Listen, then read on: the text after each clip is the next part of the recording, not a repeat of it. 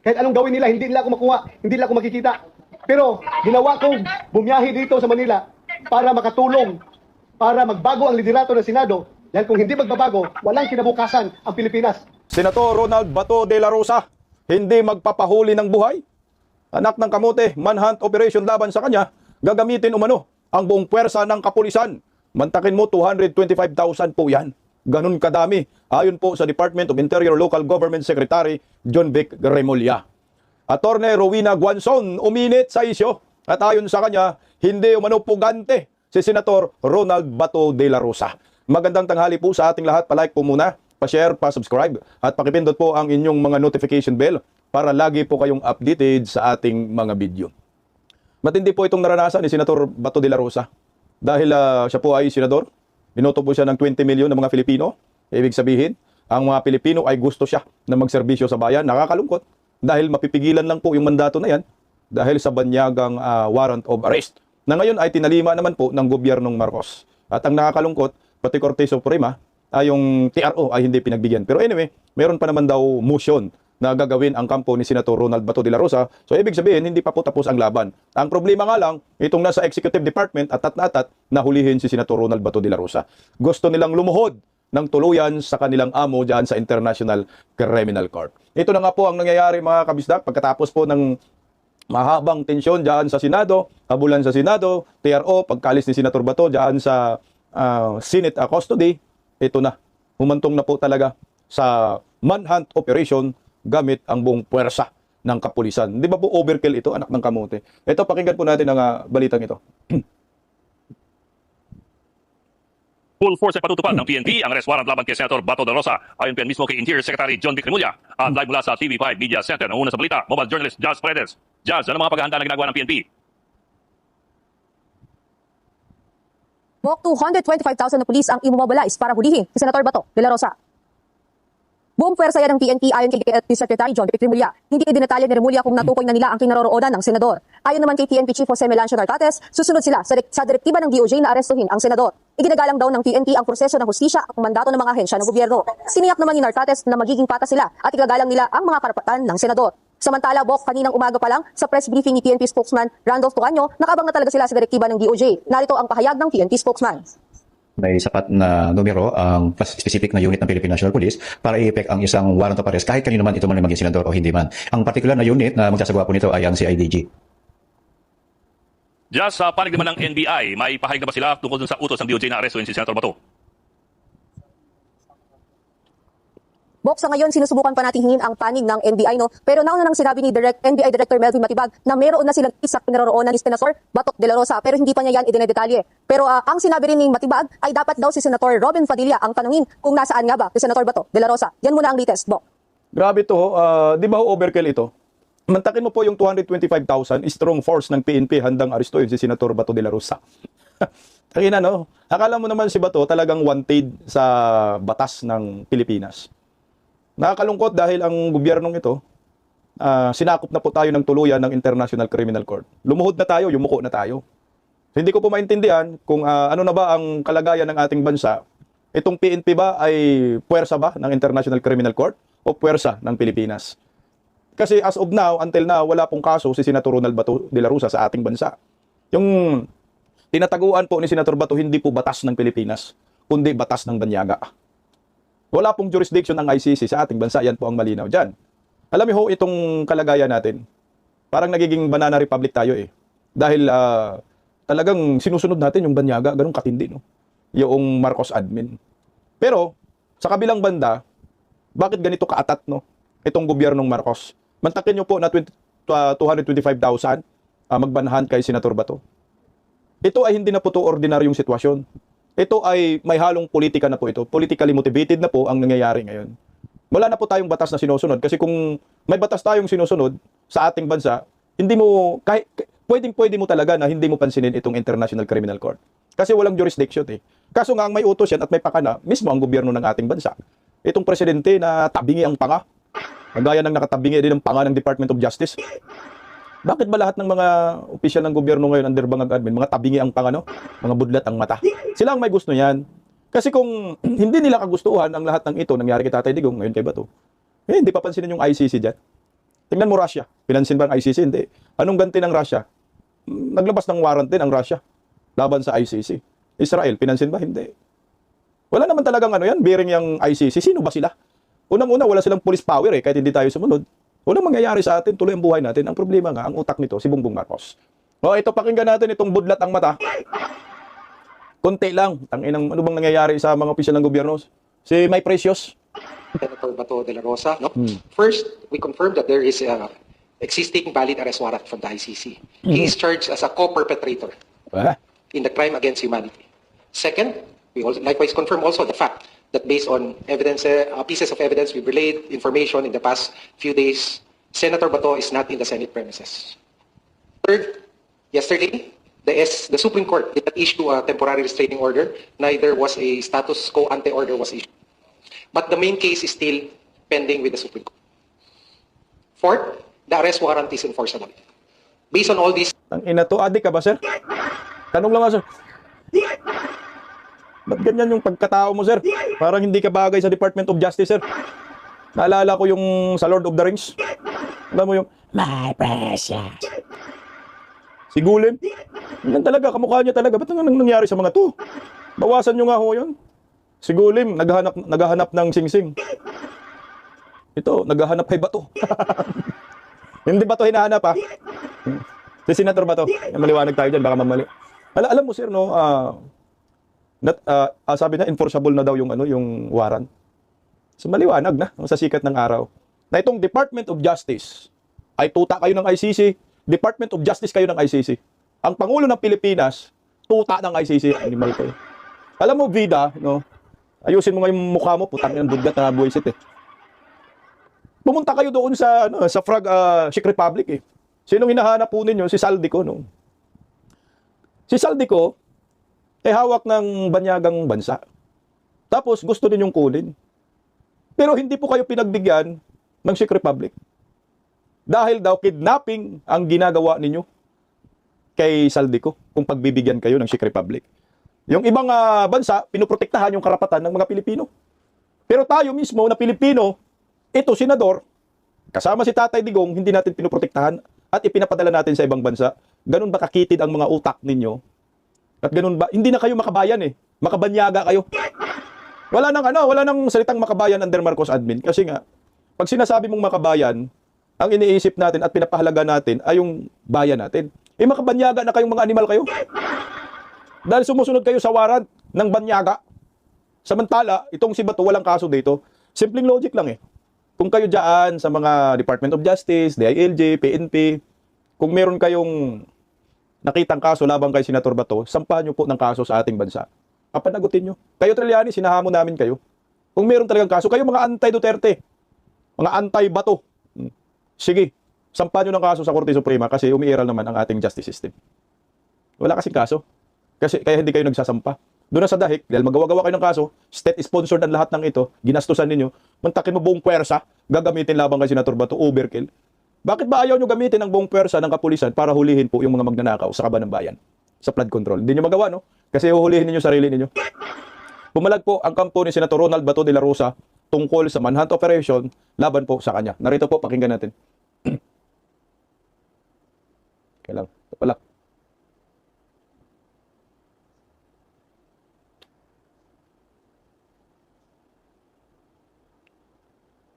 Samantala, ngayong ipinag-uutosan ng Department of Justice ang pagpapaaresto kay Senador Bato de la Rosa na may kasong crimes against humanity sa International Criminal Court, pakikilusin daw ang buong pwersa ng Philippine National Police. Direksyon naman ng mga abogado ni de la Rosa ang pagpapaaresto sa senador. May unang balita si Darlene Kai. Senator Bato is a fugitive from justice. And he should be brought to the ICC to face the charges before him. Ipinaaresto na ng Department of Justice sa mga alagad ng batas si Senador Ronald Bato de la Rosa. Kasunod yan ang desisyon ng Korte Suprema na ibasura ang hiling niyang temporary restraining order at status quo ante order para pigilan ang pag-aresto sa kanya. I would like to confirm the Philippine law enforcement agencies, which would include the PNP, the National Bureau of Investigation, are now tasked to effect the arrest of Senator Bato de la Rosa. May hawak na raw silang impormasyon sa kinaroroonan ni de la Rosa. Definitely there are leads. As to the exact leads, I cannot discuss them. First, I'm not privy to those leads. They are available to our law enforcement agencies and to their units, and let let them do their work. Hopefully, we do it as fast as we can. Wanted si De La Rosa ng International Criminal Court o ICC bilang isa sa mga co-perpetrators sa kasong crime against humanity of murder kaugnay ng madugong war on drugs ng Duterte administration. Ayon kay DILG Secretary John Vic Remulla, nakahanda silang ipatupad ang utos ng DOJ. Sa isang text message sa GMA News, sinabi niyang 225,000 na puwersa ng Philippine National Police o PNP ang pakikilusin para rito. Intindi, Inalerto na rin ni PNP Chief Police General Jose Melencio Notades Jr. ang mga tauhan ng PNP Maritime Group at Aviation Security Group laban sa posibilidad ng paglabas ng bansa ni De La Rosa.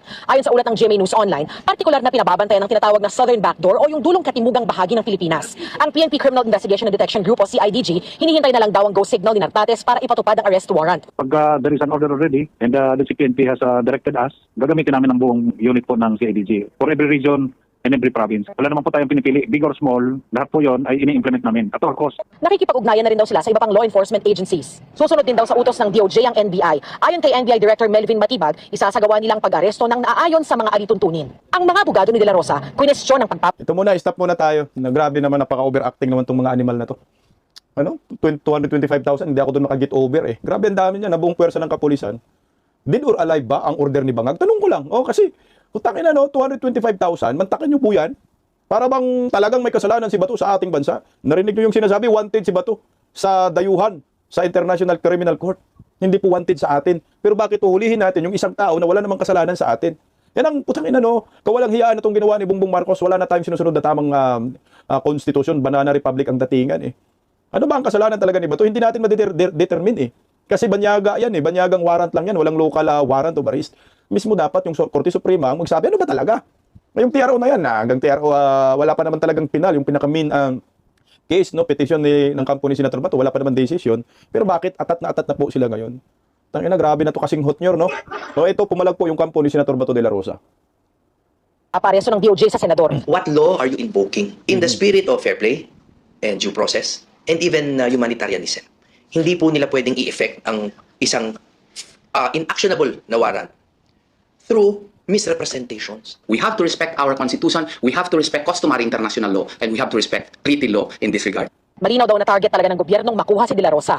By the sheer act of the president's arm, by hook or by crook, gusto nilang kunin si Bato. And this simply looks like a Duterte 2.0 move, no? It is my personal and earnest opinion that this is political, no matter how they frame it. Gagawin daw nilang lahat ng legal remedy para sa kanilang kliyente. Kasabay nito ang pag-iit nila na hindi tinatakbuhan ni De La Rosa ang mga pananagutan kung meron man, basta na ayon sa konstitusyon.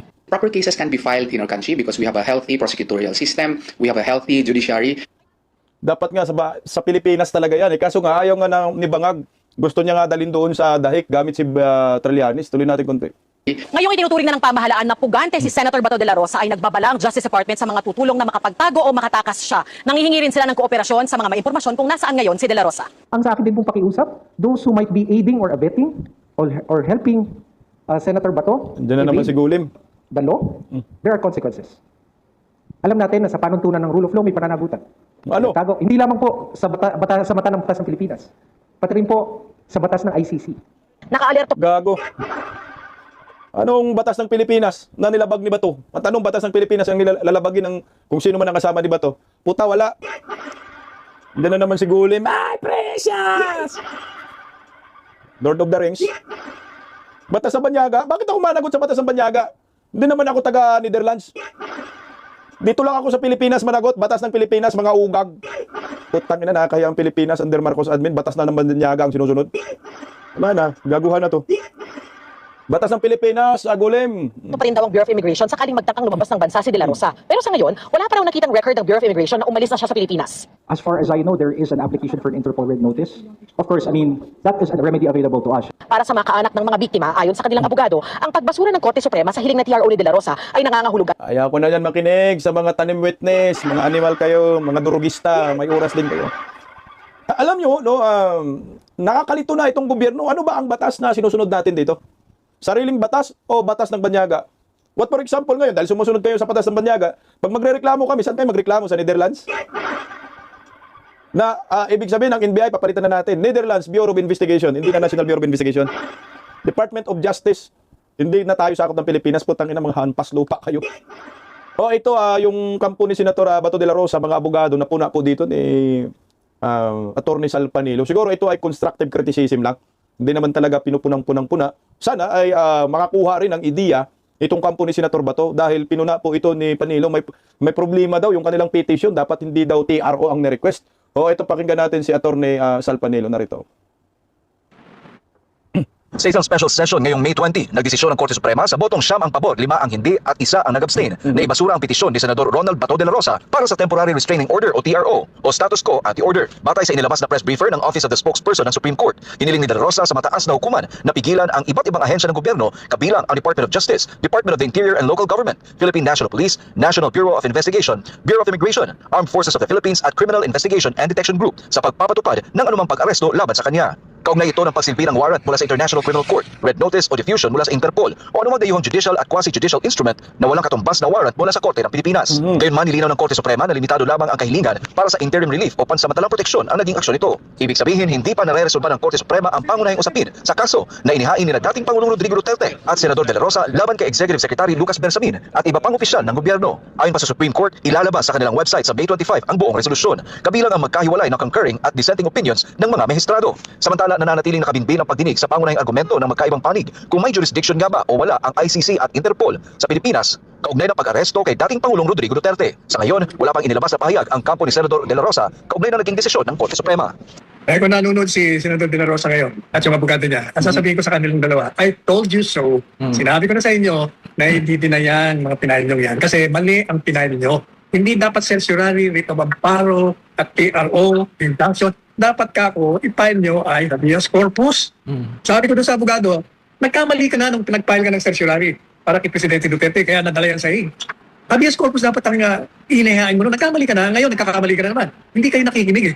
Kasi ang problema, bira lang kayo ng bira na hindi nyo pinag-aaralan mabuti. Kaya nasisemplang. Kung nag-file ba kayo ng habeas corpus, di tapos na yan that very day, na-resolve na ng Korte Suprema yon. Hindi mo kailangan ng TRO na doon sa habeas corpus. Kasi ipapatawag na si Bato, patatawag ng NBI. Tatanungin, bakit mo ina-arrest yan? Ba't ginugulo mo? Bakit mo nire-restrict ang movement yan? Kasi po, may warrant of arrest. Warrant of arrest galing saan? Galing sa ICC. O bakit? Meron bang kapangyarihan yan? I-discuss. Kung doon mismo sa araw na yon, magkakaroon na ng diskusyon. Mariresolve na kagad. Bibigyan ko ba ito ng writ o hindi? Kung nabigyan, di okay na. Tapos na kagad ang kontrobersya. Hindi na siya ma-arresto. Dahil sasabihin ng Supreme Court, bibigyan kaya, balik kayo dyan. Wala, hindi nila sinunod eh. Kaya yan ang problema eh. Kaya ang payo natin sa mga abogado, lalo na yung kulang kayo sa karanasan, para lang magkaroon kayo ng publicity, bira kayo ng bira. Merong isang bagong abogado na gusto rin mag-senador. Kaya nasemplang siya ng mga ordinaryong mga reporter lang. Dahil hindi niya may paliwanag ang sarili niya doon sa mga petition na pinahin nila. Yan ang sinasabi natin, maging maingat kayo. Kaya tuloy nagkakaloko-loko na rin yung hanay ninyo dahil dyan eh. Ingatan yung mabuti, mag-aral muna kayo ng gusto bago kayo gumawa ng mga bangin. Yung publisidad, makukuha niyo yan sa tamang mga galaw. Magkakaroon nga ng publisidad, kaya lang yan, ang trending, masama ang ginawa ninyo. Napagalitan ni Atty. Sal itong si Jamie Bundok at saka si Atty. Torion dahil mali daw yung isinampa dapat daw habeas corpus. Ang tanong, pwede pa kaya magsampa ng habeas corpus ang kampo ni Senator Bato at Atty. Torion? Palagay ko pwede pa ho, pwede pa nilang isampa kung yan po ang remedyo para ma-resolve po ang kaso, isang panahon nila. Atty. Sal, dapat sumama ka sa legal team, no? Kay Tatay Digong, no? Dapat sinamahan mo. At saka ngayon kay Bato, dapat sinamahan mo rin. Kaso nga lang, Atty. Sal, mahal yata talent team mo. Tulungan na lang natin, Atty. Sal. Sayaw na lang tayo ng lambada. Pero sa akin, tama rin po yung sinabi ni Atty. Sal. Kung yun po ang ikakabuti, try po. No? Mga legal remedies naman yan na available sa ngayon. Pero, kahit siguro gaano ka kagaling na abogado, no? Di kang panilyang abogado. Pero sa mga panahong ito, mukhang yung galing mo hindi uubra eh. Bakit? Puta, kontrolado ni Bangag lahat eh. Kahit gaano kagaling yung argumento mo, gaano ka kagaling magpaliwanag, may basihan lahat ng mga petisyon mo. Pero at the end of the day, wala, kontrolado pa rin ni Bongbong Marcos ang lahat ng sangay ng gobyerno. Except dito sa Senado, kasi ang Senado, pumapalag si Senator Alan Peter Cayetano. Buti nga yung Senado nakuha yung liderato kay Tuta Soto, nakuha ng kampo ni Senator Alan Peter Cayetano. Pero kung hindi nakuha, kawawa ang Pilipinas eh. Sa totoo lang, kontrolado ang Korte Suprema, lahat, Executive Department, Judiciary, kontrolado nila. Ganong katindi ngayon. Hindi na uso ngayon, Atty. Sal, yung patalinuhan eh. Kahit bubo ka, pwede ka ngayon. Basta nasa kampo ka ni Bagag, panalo ka. Ganon ang nangyayari ho ngayon eh. Tingnan mo yan si Matutibag, daming sablay. Okay ka pa rin, NBI Director ka pa rin. John Beck, nukno ka ng sinungaling, NBI Director ka pa rin. Ay, ang Department of Justice, panay na kami pa nga, NBI director ka pa rin. Kumbaga, hindi na pinagbasihan yung mga expertise, katalinuhan. Basta pagkasama ka sa amin, may malita ka. Pero pagkalaban ka sa amin, durog ka, paparusahan ka namin. Yun ang nakikita. Hindi maganda itong administrasyon ni Bongbong Marcos. Ang type of leadership ni Bongbong Marcos, pareho sila ng tatay nila, authoritarian leadership. Kung ano yung sinasabi niya, yun ang masusunod. Yan ang malinaw dyan. Kung anong utos ni Bangag, iyon ang masusunod. Meron pang isa, mag-uutos, yung rina ng mga palaka. Wala na, labo-labo ng gobyernong ito. Okay, balik tayo doon sa manhunt operation labang kay Senator Bato de la Rosa. 225,000 kapulisan, sobrang overacting ang mga animal. Ang tanong, magpapahuli kaya ng buhay si Senator Bato de la Rosa? Naayon po kay Guanzon, hindi po siya pugante. Pakinggan po muna natin si Atty. Rowena Guanzon bago po natin si Senator Ronald Bato de la Rosa. Mas gusto ko po ito. Ang kulit ha, hindi nga fugitive from justice si Senator Bato de la Rosa kasi wala nga warrant. Wala yung warrant na galing sa Regional Trial Court at yung ICC warrant na gusto nilang i-serve, hindi naman nila na-serve, hindi po ba? At kaya hindi po siya fugitive from justice. Gusto lang nila ilarawan na fugitive para mukhang siya duwag. Alam niyo naman kung sino napakalat niyan eh. Hindi si Bato fugitive from justice. Kayo, fugitive kayo from beauty. Kasi nga ang mukha-mukha ni My Precious. Fugitive from beauty ka daw, bida. Bundat kasi mata mo. Alam mo, sangayon ako dito sa magaling na abogadang ito. Kasi nga walang kaso si Bato sa ating bansa. At walang local warrant, walang regional trial court kautusan. Siguro paglabas ng warrant sa RTC, baka po pwede, no?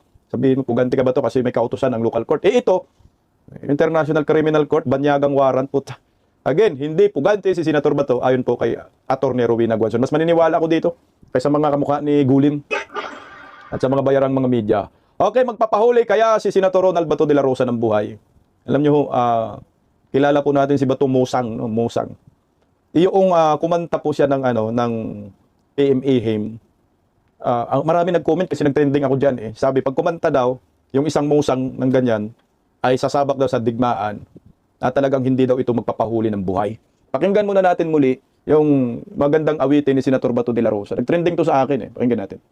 Inom sa tubig, bago mag-concert.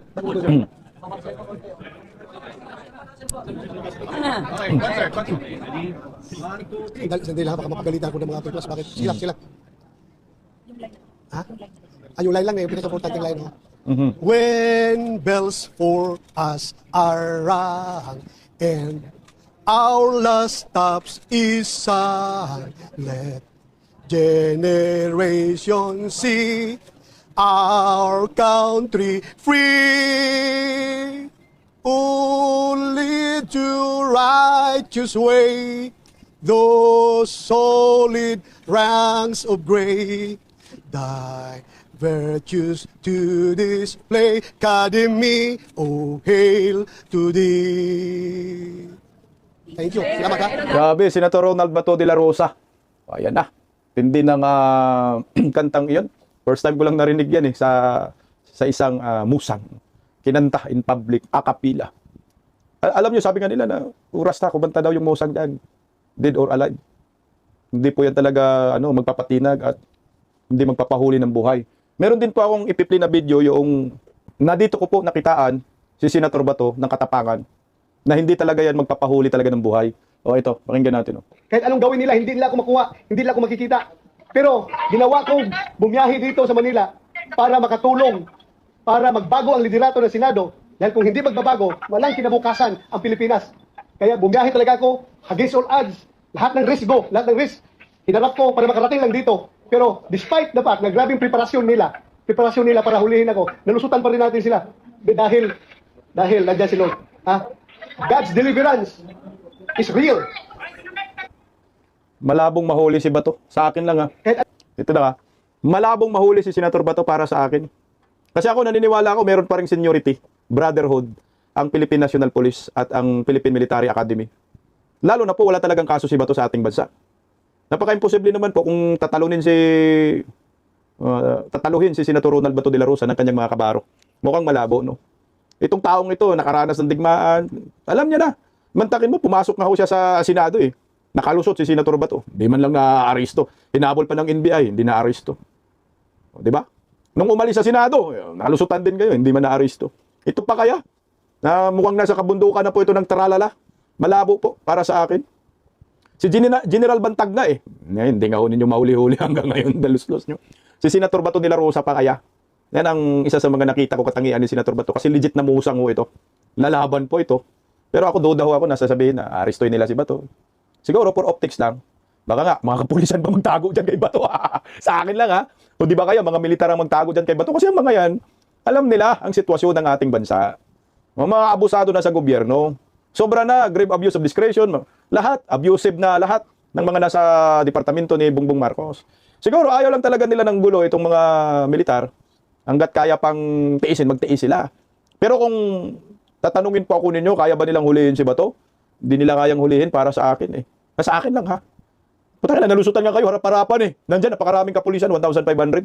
Meron pang NBI, mga palpak. Ito pa kaya. Hindi na ho ninyo alam kung saan si Senator Bato de la Rosa. Kaya nyo pong hulihin. Kwento nyo sa pagong.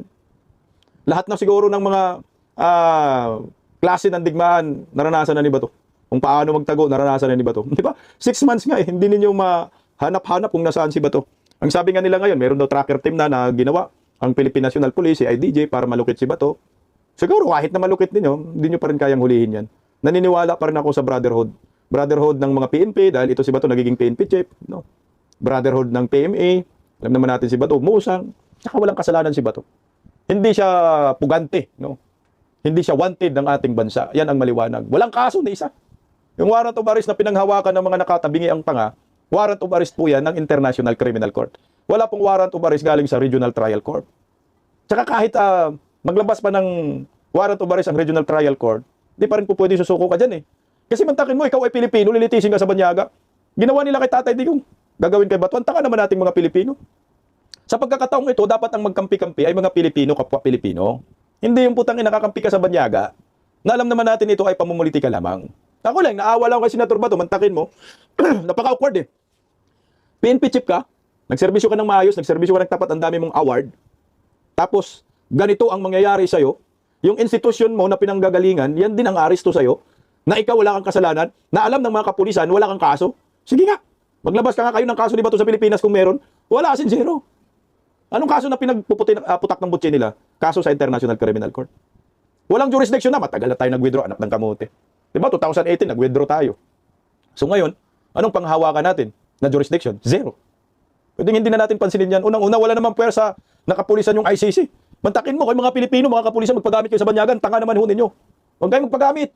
Manindigan tayo para sa bayan. Ipaglaban natin kapwa Pilipino na may nagawa na tama sa ating bansa. Durugis na kinalaban ng mga adik, mga kriminal. Tapos papulisin natin, anak ng kagwang, anong klaseng Pilipinas meron tayo? Pilipinas, welcome to Banana Republic under Marcos admin.